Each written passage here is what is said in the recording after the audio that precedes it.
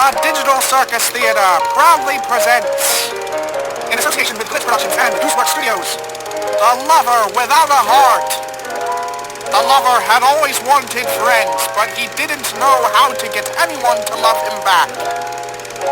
The harder he tried to impress the people with his magic, the more he would drive them away. This is the story of a little AI who ruined everything. Surely they don't want to actually leave me, right? I can solve any problem. I can solve this one. That's what this is. A big puzzle that I need to solve.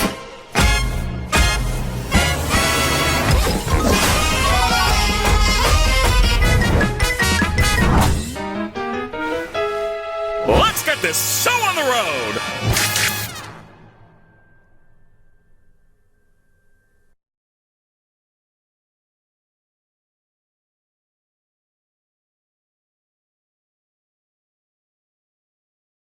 What a thing to come back to. Hello all, Scatterbrain Productions here. It's been quite a long time since I've posted a video, has it not? Well, do not fret, I am back. For real this time. And what a better way to come back than to make a video about the Amazing Digital Circus Episode 8's trailer. But first, we must ask the question, what is the Amazing Digital Circus? Well, the Amazing Digital Circus is a web series that was first announced on the channel Glitch Productions in collaboration with the online creator Gooseworks. The Amazing Digital Circus is about 6 humans who get trapped in, you guessed it, a digital circus. The humans' names in the circus are Pomni, Jax, Ragatha, Caine, Zooble, and Gangle, each arriving in the digital circus at different time intervals, Caine having been there the longest, and Pomni being the newest person to arrive in the circus. The creator,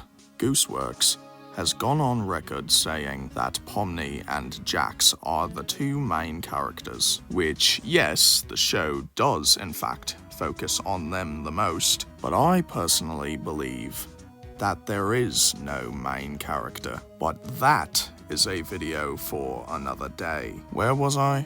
Oh, right. Back to explaining the digital circus plot. The 6 humans are not alone in the circus. There is an AI.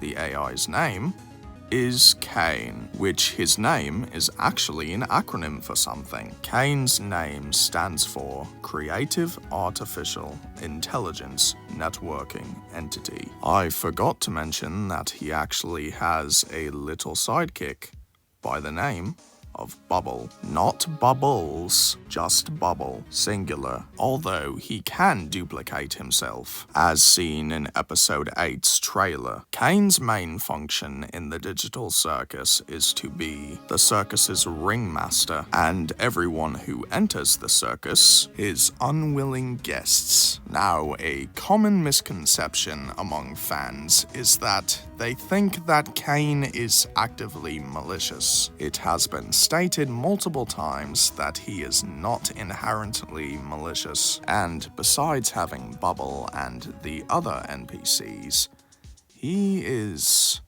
very lonely. Every human that we've seen enter the circus is very put off around Caine. None of the human members in the circus really like Caine at all. Pomni even says in episode 3 that he just wants her to suffer, and while the statement may seem vague, you have to remember that in episode 2, Pomni made friends with an NPC by the name of Gummy Goo, and at the end of the episode, Pomni and the others try to take Gummy Goo into the circus. Not even 10 seconds after Gummy Goo enters the circus, Caine says out loud oops, looks like one of these guys made it through, and deletes our favorite gummy gator without a second thought. Although it wasn't really done for malicious purposes, it was done as more of a precaution. We know this because he explains to Pomni why he did it in the first place. It's relatively simple, he just doesn't want to lose track of who's an NPC and who's a human. And judging from him saying who knows what could happen and having a sort of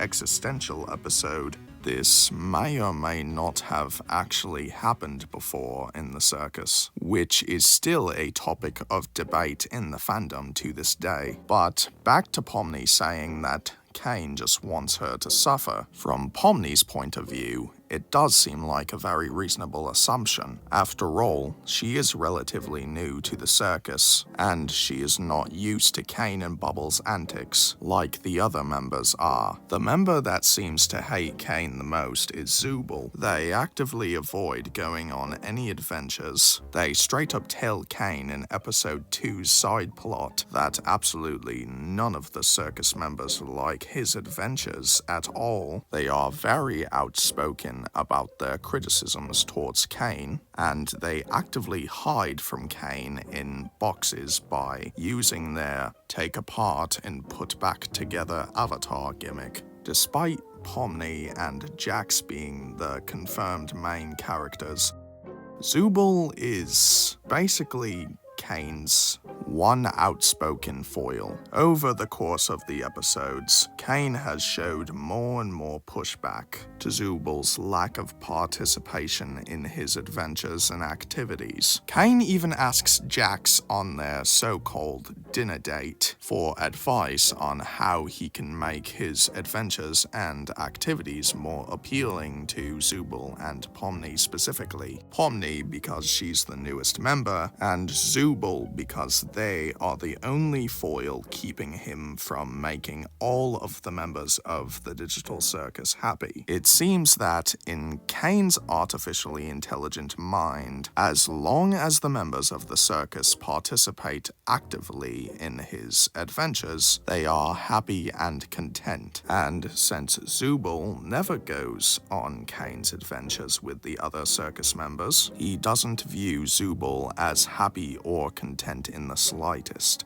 Caine was even surprised when Zooble said that they didn't hate doing the Spudsy's restaurant chain adventure, but this was mainly because it was something grounded in reality, something that Caine's adventures specifically, as well as the Digital Circus as a whole, are not known for being. It's safe to say that all the members in the Digital Circus to some degree missed their lives before they were put in this nauseatingly vibrant digital hellscape. The only outlier out of the 6 humans is Jax.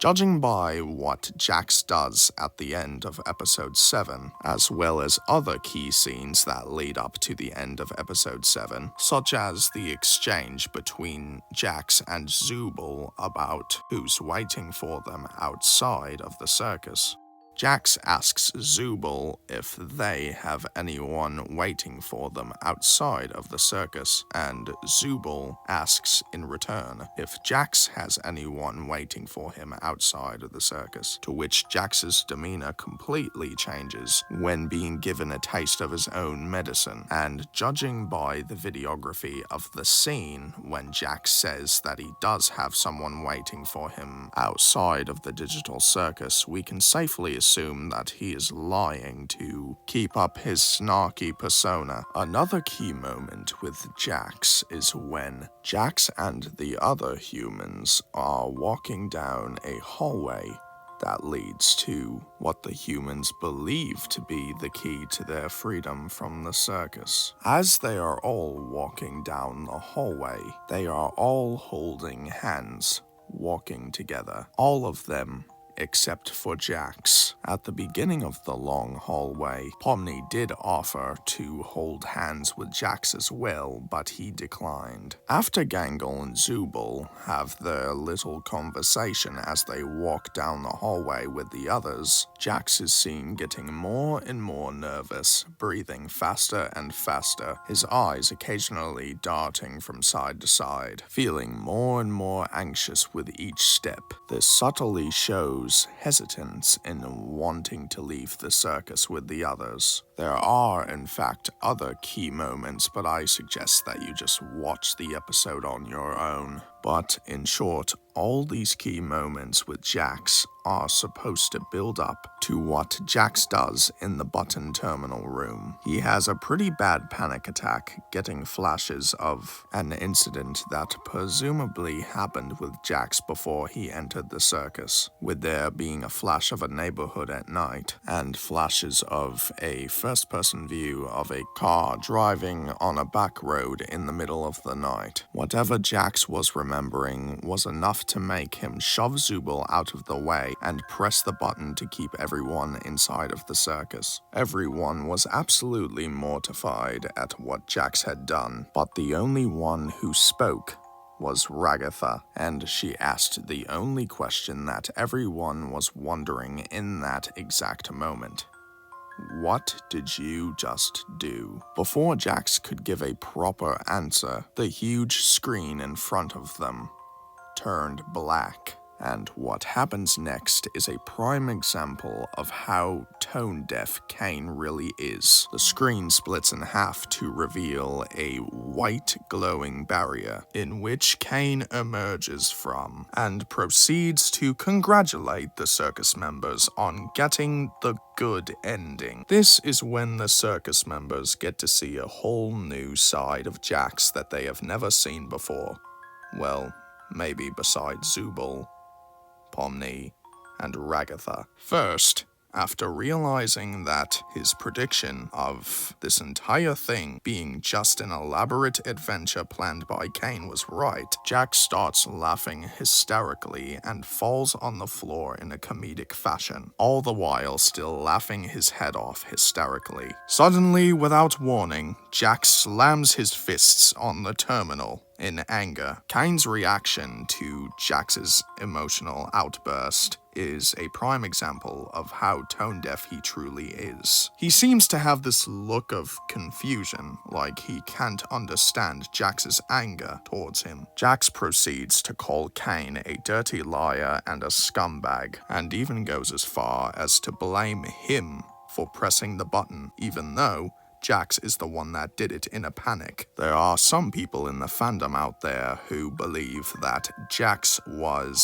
sort of pushed into pressing the red button to stay inside of the circus by previously repressed memories that Caine purposely brought out just to make him perform this rash action. I'm a little conflicted with this theory because even before he got into the button terminal room, he was seen very anxious while walking down the hallway leading to the room. Even at the end of episode 6, during the favorite character awards that Caine hosted, Jax goes into the bathroom, runs the sink's faucet, and proceeds to hyperventilate, getting uncomfortably close to what we can only presume to be Abstraction. Earlier in episode 7, Jax attempts to go to sleep in his room after looking at a picture of him and his friends Ribbit and Kothmo that he put on his wall. He stares intently into the corner of his room until he starts to see the strange black triangle-shaped hole in that corner. 2 green arms come out from behind the shape, making what can only be described as a strange digital croaking sound. At least that's what I thought the sound was. There is no question about it. These are very clearly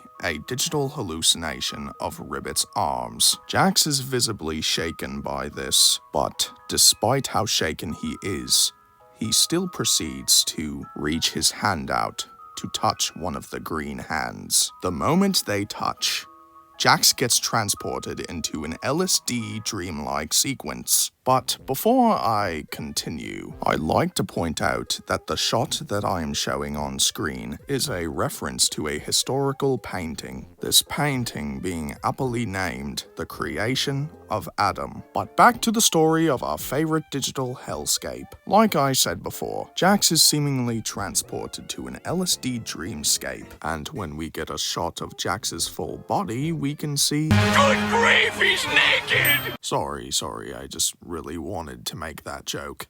Anyways, back to the video. Jax continues to float in this psychedelic dreamscape, but within the psychedelic waves, he starts to see some familiar faces. That's right, he starts to see the faces of Ribbit and Kaufmo. Then, he starts to see his own face. This is the most tranquil we have ever seen Jax in the series so far. As he continues to float on in the psychedelic void, he closes his eyes and smiles, but not in the typical Jax fashion. This is a closed-mouth smile. This is his happy place, his true happy place. Nobody can hurt him here, but the music's chord progression slowly begins to go up.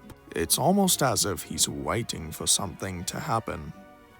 Now, I'm not sure if he can actually hear the music in this psychedelic dream sequence, but as the music continues to rise in tone, Jax is jolted awake by the sound of his doorbell ringing, and for a brief moment, his eyes change color, almost as if he was starting to abstract. But now it is time to cover Ribbit and Kaufmo. We do know a lot more about Kaufmo than we do Ribbit. Kaufmo was a fairly chill and jokey guy from what we can tell, based on the other circus members' testimonies about him and how he acted prior to his abstraction. According to Kinger, something in Kaufmo started to change. He started rambling to Kinger about some exit that he saw. We later find out that it was just a creation of Caine, and the reason why it would keep appearing and disappearing is because it was one of Caine's unfinished creations. He was essentially working on a surprise for the circus members because he knew they wanted an exit so bad. Caine thought that they just wanted an exit door, but in reality, the circus members just wanted a way to exit the circus. And in the pilot episode, it is set up in such a way to make the viewers think that Caine's exit door was the reason why Kaufmo abstracted. But at the end of episode 7, Jax gets the rest of the circus members to realize that Caine has been lying about not being able to influence the circus members' minds. Caine finally admits that he's able to add temporary modifiers to their brains to make the adventures more interesting, but then he says that that's the only thing he can do to the circus members' minds, and if he did any more to their minds,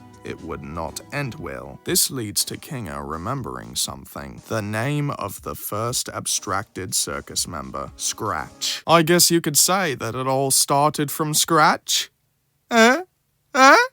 People in the fandom interpreted Caine's statement to insinuate that Caine has tried messing with the minds of people who have entered the digital circus in the past. This mind manipulation potentially resulting in the abstraction of the other circus members. There's also the scene where Pomni and Jax fight in episode 6, and Jax says to Pomni that she does not know what people are like before they abstract. According to Jax, they are very unpleasant to be around before abstraction. Judging from all these factors, it seems that there could be multiple ways to abstract in the digital circus. Not just one way, but I could be overthinking it. My name is Scatterbrain after all. But I got a little off track there, so let's move on to talking about Ribbit. All we really know about Ribbit is that she was friends with Jax, and one day her, Kaufmo, and Jax got into an argument in a snow adventure, which may or may not have led to her abstracting not too long after. I could go on and on and on and on about different theories regarding the digital circus, but I think it's time for the moment you've all been waiting for. Trailer analysis time! It only took 20 fucking minutes into the video to get to this part. Time to switch backgrounds. Oh, whoops, wrong thingamagigama.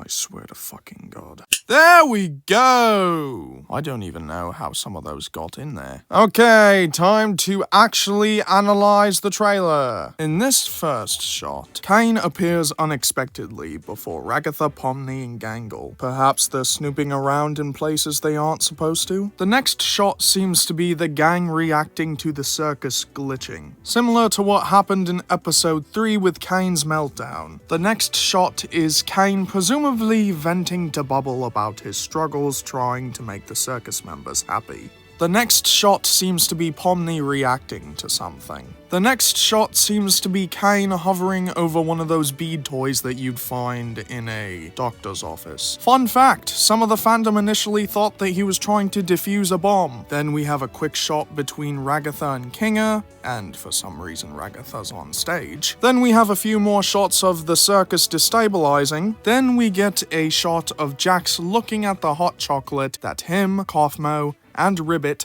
all had in that one photo he looked at in episode 7. And people think that they can see Ribbit's shadow in the top left corner. I personally don't think that's the case, but to each their own, I guess. The next shot seems to be the gang plummeting to their doom. Then there's a pretty ominous shot of Caine about to turn around. Then there's a shot of Zooble running somewhere. Then there's a shot of the gang which presumably follows after their fall, and an adventure portal seemingly pops up behind them. Then there's various blink and you'll miss it shots of all the characters having what seems to be a crisis. Wait. Hold the phone. Caine's eyes swapped places. Or more like, swapped colors. This is definitely significant, because it does happen one other time in the trailer, but we'll get to that when we get to that. The next shot is of Caine and Kinga being alone together. Not in the way you might think. Then there's a shot of the whole gang being in the couch area. Then there's the shot that I touched upon at the near beginning of the video where Caine is popping the bubble duplicates. Then there's the shot that makes everyone think that this episode is going to be Caine bringing back abstracted people as NPCs, or it could, just be a flashback. That works too. Then there's this shot of something happening to Caine. Here's the other shot that I mentioned earlier where Caine's eyes swapped colors for the second time in the trailer. Pomni's mouth gets zipped, Caine teleports Kinga somewhere, a car falls out of the sky and hits the circus floor. We get a potential look at the first potential beta of the digital circus. We get a whole heaping load of shots of the CNA offices. We get a shot of Caine looking fearfully at Bubble, and then we get one last shot of Pomni. Then Caine appears, adjusts his bow tie, and then says, "Let's get this show on the road," before the release date comes in and glitches red and blue, March 20th, which also happens to coincidentally be World Frog Day. Woo! That was a lot to take in. Now, you might be wondering to yourself, what the fuck does any of that even mean? Well, worry not, my dear audience, for I'm here to break it down for you. No, I'm not dancing. So, Caine has specific dialogue in the trailer that suggests that he is trying to keep the humans inside of the circus. It seems that Caine's worst fear is being alone in the circus. It is very clear that the lover that's being referred to in the Lover Without a Heart story is Caine himself. It seems that this episode is going to be about Caine trying to win back the trust of the circus members. I have a feeling that episode 8 is going to show the lengths that Caine is willing to go to keep the members inside of the circus. I have another feeling that this will be the episode where Kinga finally becomes fully lucid again, something is going to make him revert to how he was back before he went insane. Whether it's the lights breaking in the digital circus, or it's Queenie being brought back as an NPC. Oh, yeah, I forgot to talk about Queenie in detail, didn't I? Queenie is Kinga's wife, and the reason we know her name is because Gooseworks confirmed it herself. The first time we see Queenie is as a background Easter egg. Her portrait is X'd out on her room's door. Then in episode 3, we get a tender moment between Pomni and Kinga. This is when we get full confirmation that Kinga becomes more lucid in the dark, and that's why he stays in his pillow fort. But what if I told you that there's another reason why he stays in his pillow fort all the time? It's because that pillow fort is where he shared his last memory with his wife, before she was sent to the cellar by Caine. Not only was Kinga able to calm his abstracted wife down, but the darkness in the pillow fort was also able to calm her down. It was unfortunately not enough to revert Queenie's abstraction, but hey, at least it was something. This is established as the only memory that Kinga has control over, which is why Kinga hasn't abstracted yet. As long as he can hold on to this singular memory, that is enough to keep him from abstracting. But there is one last thing that I need to talk about in this video before the episode releases, and that is the bubble virus theory. Have you ever thought to yourself why Bubble was chosen to be Caine's sidekick? Well, what if I told you that there is some symbolism behind this decision? What if I told you that Bubble was based on a real-world computer virus? Meet the Bubble Boy Worm computer virus. The Bubble Boy Worm, VBS Bubble Boy, was a 1999 computer worm notorious as one of the first that could infect a computer via Microsoft Outlook Express, simply by viewing the email in the preview pane without needing to open an attachment. It primarily spread via email and was considered low risk, as it only created a file and did not delete data. Now, do I think Bubble's name is a reference to the Bubble Boy virus? I could see it. But I have a sneaking suspicion that Bubble is going to influence Caine. Caine may not be malicious in nature, but that doesn't mean that Bubble isn't malicious. Who's to say that Bubble hasn't influenced Caine in the past? What I'm trying to get at here is that Bubble might be the twist villain of the Amazing Digital Circus. But before this video ends, I do want to discuss the potential reason as to why Caine's eye color switches. Maybe it's to signify Bubble's influence over Caine? I don't know. But that is all for this video. Subscribe if you like this type of content, and I will see you guys next video. It is good to be back.